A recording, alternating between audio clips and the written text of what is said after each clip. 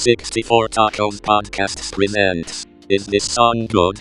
This is episode 72. U2, The Fly, Songs of Surrender.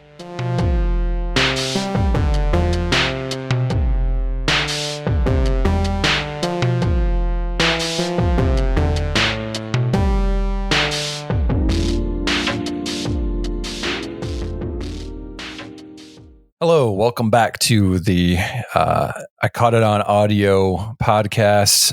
We're doing the Is This Song Good series where we discuss songs and whether they're good or not.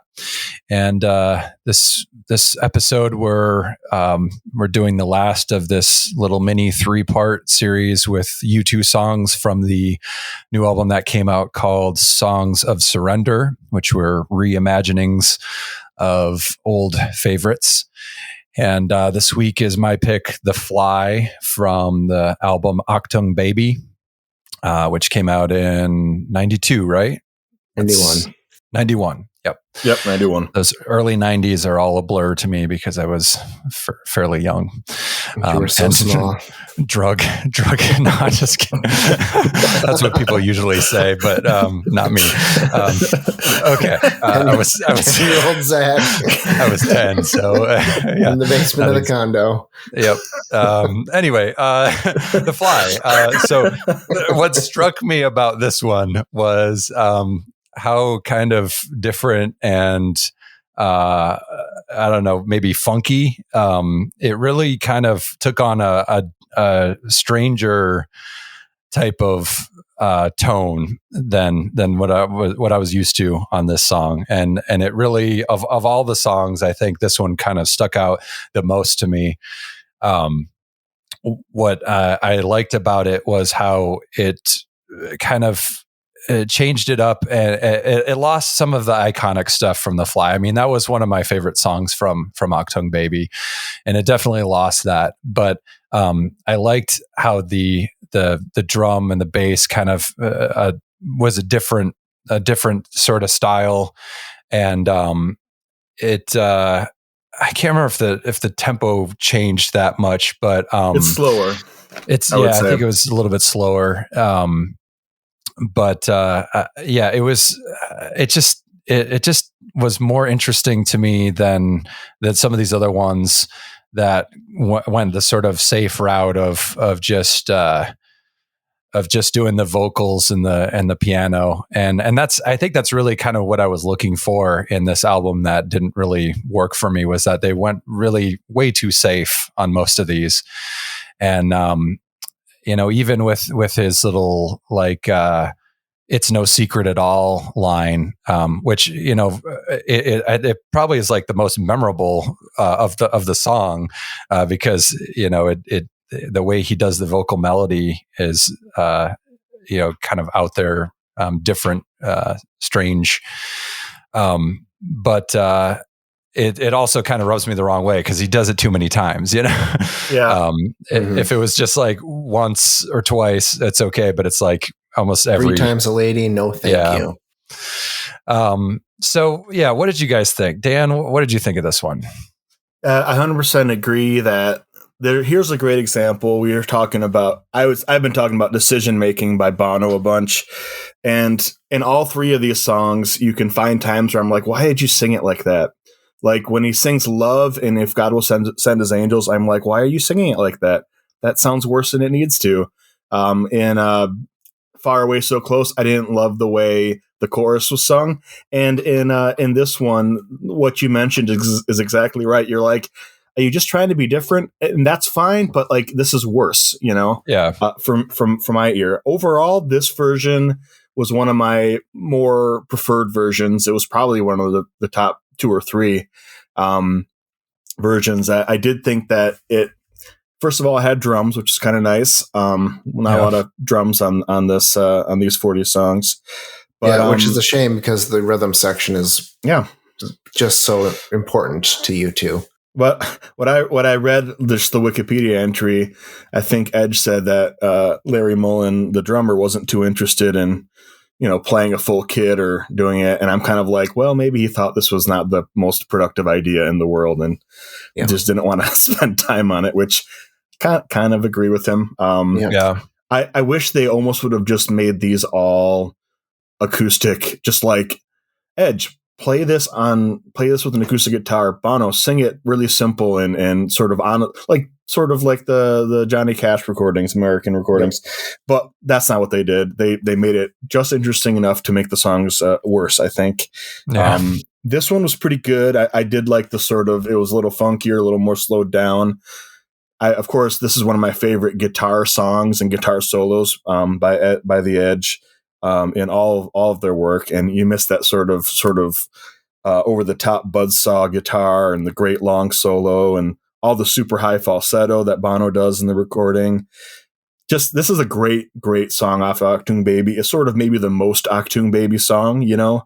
Yeah, without a doubt.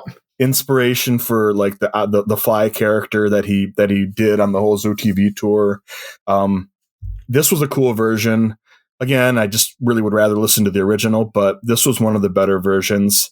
I would say the only other song on this whole list that I thought maybe was as strong was the Red Hill Mining Town, the one with the horns, because it was different and they made it sound not like every other song on the album. But I liked this one relative to the other ones. But again, I'd rather just toss on Achtung Baby when it comes right down to it. What do you got, Dave? So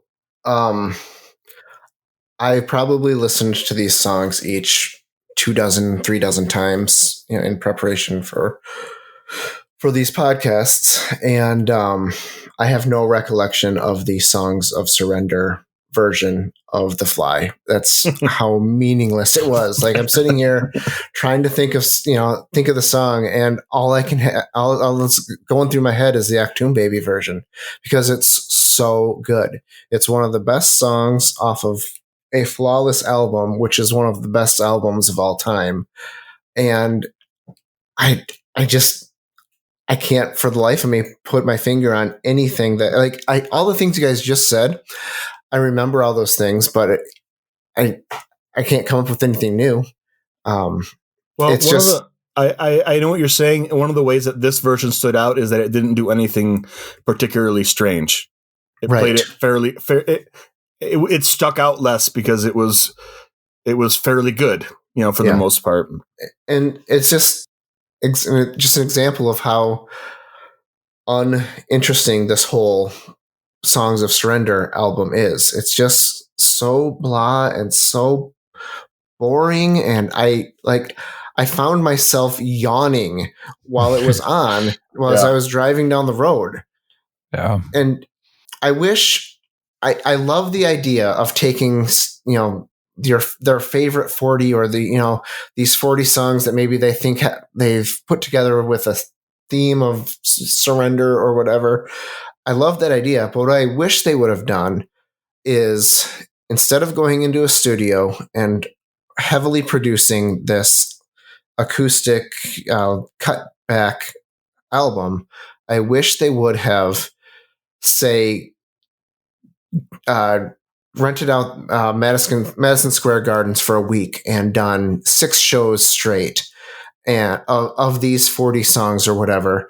And, do them acoustic and do them live and have them have energy and passion, and take out all of the production that I think ultimately is what hindered any of this being interesting.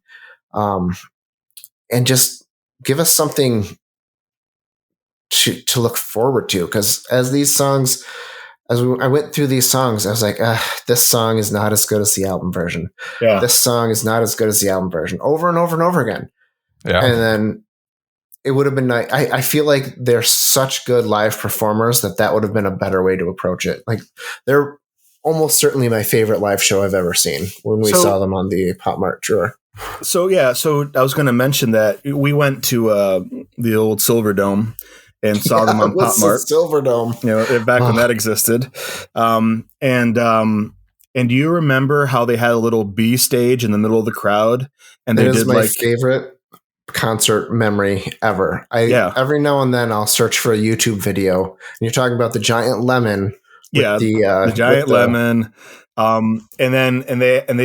They started this on the Zoo TV tour, the tour Achtung Baby and Zooropa, which was released while they were on tour. But they stop in the middle and they do like an acoustic set. Do you remember them doing that? So the song off Pop, Staring at the Sun, was never one of my favorites on the album, but it's a fantastic acoustic version that they used to do. And I have a single that has an acoustic version on there, the same version, the same arrangement, and it kind of kicks ass and it almost improves the song. It certainly is a worthy like counterpart. Like, hey, version 1, version 2, they're in the same ballpark. And that's kind of what you're describing. If they just would have sat down and they did like Desire and Far Away So Close and Angel of Harlem and just a bunch of songs that worked great on acoustic guitar on both of those tours. And I know the Zoo TV one because I have the live recording from Sydney from '93. And then we went to the Pop Mart tour like in 98 or so. And they did it there too. And it was great. I was like, wow, man, the acoustic versions are really strong. And that's what you're describing. And that would have excited me. That's not quite what we got. They managed to to slow it down and sort of like suck it back without giving it a different kind of intimate power most of the time. It sounds good on paper, but I think we all kind of agree that this is an unsuccessful attempt, right? Zach, you feel that way too? Yeah. It's just disappointing. Yeah, there are so many different ways they could have gone with this. Like I would have even been happy with them doing covers of other people's songs in their, current style and qualities of playing musicianship and vocal range. And, cause it just feels like it's not adding anything to the songs. They haven't done anything to make them better or something that people would want to seek out. It's just, hey, let's re-record all these songs. And yeah, it was the same way. I went through the first like five or six songs. I was like, oh, it's like this, huh? And then I kind of scanned forward into the track list and I was like, oh, well, maybe I still haven't found what I'm looking for.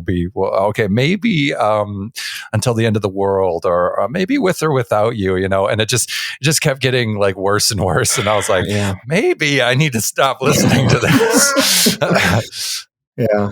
So 100%. So I got a question for you guys. Who do you think this was for? Who does this appeal to? I think it's meant for hardcore U2 fans. I think I think they fell short on delivering that because I can't imagine this is an attempt to get new listeners because I don't think this is a particularly popular music style right now. Yeah. Not that the style is flawed in any way, but it's not what you hear on the radio. And, I can't imagine it would be like a financial decision. So one of the things I've noticed happening with a lot of older bands or older musicians is that they've re-recorded a lot of their older hits and re-released them. And I'm pretty sure the reason behind that is because oftentimes they had like a really bad record deal. Yeah. And so the record companies own and they take all of the profits from all of the listens and all of the, anything that comes from residuals, and they give the artist like pennies on the dollar. Right. And so when they can re-record the albums or their songs, and re-release them brand new, they can actually get all of the revenue from that. But I just can't imagine that would be the situation for U2. Like they're rolling in the dough. No, those guys are worth hundreds of millions of dollars. They're not hurting. Yeah, so it's just got to be them dinking around, having a good time, thinking that this is more interesting than anything else that they do. Yeah. Well, this might make sense to them. It doesn't make sense to me. I think that you mentioned diehard U2 fans. Like we all like U2. I was really, really into U2 when I was a teenager. Yeah. And you guys, maybe to a lesser degree, they're just a band that you enjoy. They were like my favorite band for about 4 or 5 years there. kind of the Achtung Baby through pop stretch. Yeah. They were my favorite band. But I also fell off. I wonder if by Die Hard you mean people that stuck with it through No Line on the Horizon, How to Build an Atomic Bomb, Songs of Innocence. The Ride or Die people. Yeah, like the people that are like, oh no, Songs of Experience is a misunderstood album. It's actually as strong as their peak. And those people probably exist. I haven't spent enough time to know for sure, but from what I've heard, I don't think they're on that level. But I think. What as you're saying this, I think what just kind of like popped into my mind is I think this is for the opposite of us. And what I mean by that is I think they're trying to get their older songs and some of their older things that maybe are too out there for their current audience that likes all of this current, pretty much everything from All That You Can't Leave Behind till now, to provide for them something that is more in tune for them. You know what I mean? I think that you got something there, like the Beautiful Day and Vertigo people who jumped on at that point because they saw you two at the Super Bowl after 9/11, and they were like, it's the sort of they became fans at that point, but. The other stuff's like, well, it's okay. It's like Aerosmith fans that jumped on board, with Pump, as compared to people that listened to Aerosmith back when Toys came out, or Rocks or whatever, who were like sort of classic era. And maybe those people are like, yeah, the old stuff's okay, but what I really like is when they added, when Aerosmith added horns and professional songwriters to really spice up their sound, I think you might be onto something there. Yeah.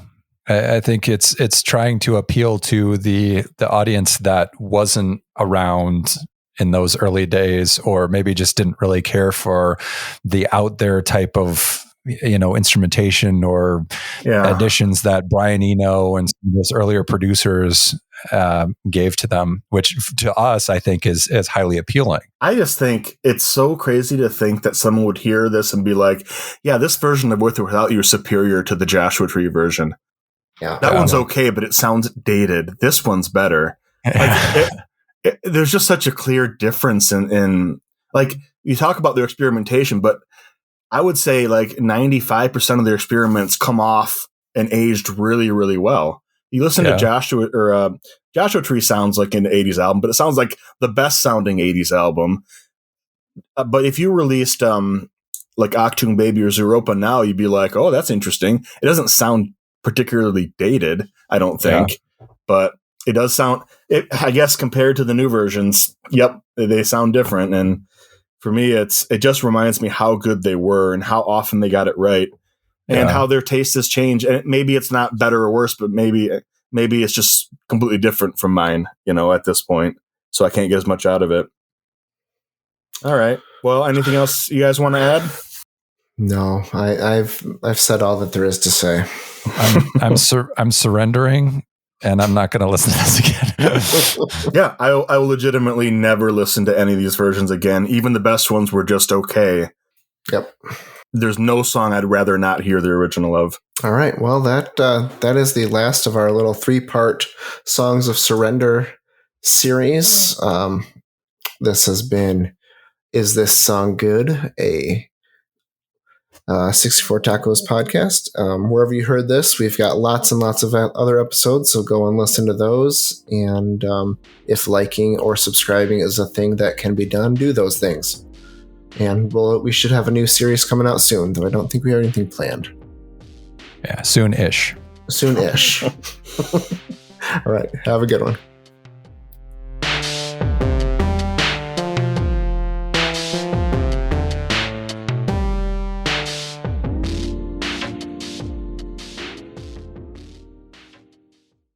I caught it on audio.